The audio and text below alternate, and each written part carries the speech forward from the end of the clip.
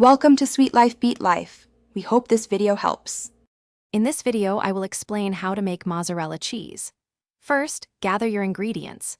You'll need 1 gallon of whole milk, preferably not ultra-pasteurized, as it can hinder curd formation. Gently heat the milk to exactly 90 degrees Fahrenheit, stirring continuously to prevent scorching. Next, dissolve 1 1/2 teaspoons of citric acid in 1/4 cup of cool water, then slowly stir this solution into your warmed milk.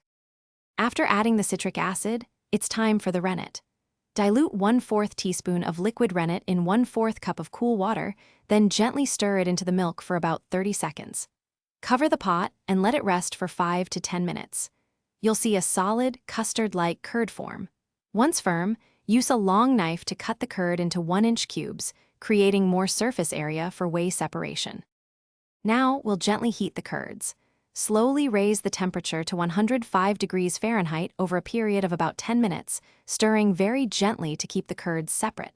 This process helps expel more whey. Once the target temperature is reached, remove the pot from the heat. Carefully transfer the curds into a colander, allowing them to drain for 15 to 20 minutes. Remember to save the whey for later use. The exciting part is next: stretching.